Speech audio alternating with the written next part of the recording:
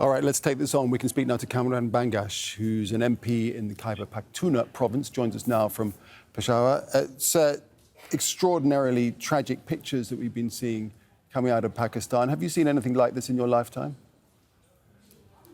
No, basically in 2010, we have had floods, massive floods, but the situation this time is very alarming, seeing the agriculture side as well as our human losses. More than 200 precious lives were lost in this current spell.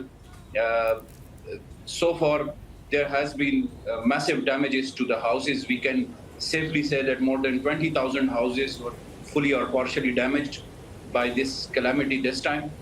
So in 2010, we saw massive floods, but this time also it's very alarming for us, and we are trying to manage it very well in our province, since you know that the government is led by Prime Minister, ex-Prime Minister Imran Khan's party.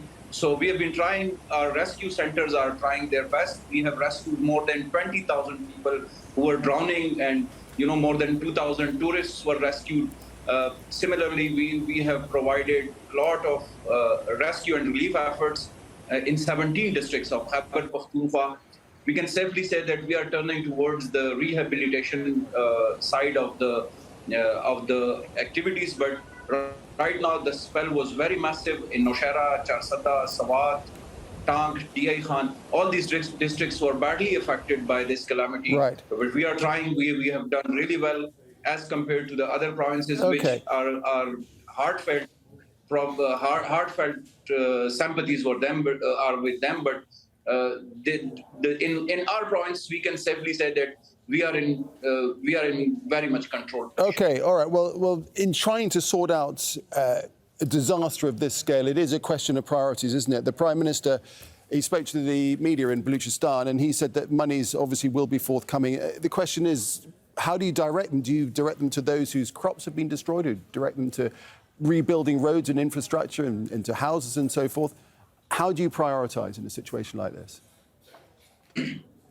Basically, so the main problem is about the households, and when we are in rescue and relief phase, so our priorities are to provide them food and non-food items, the essential hygiene items, the medical supplies. So we are making sure all these things to be on our priority right now.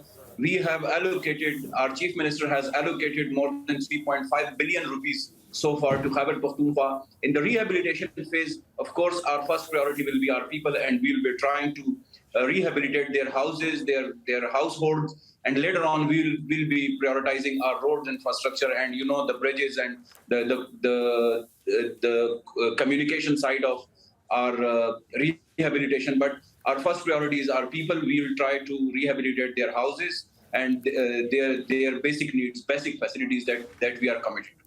Indeed, a huge challenge. Kamaran Bengsh, appreciate your time. Thanks very much indeed. Thank you.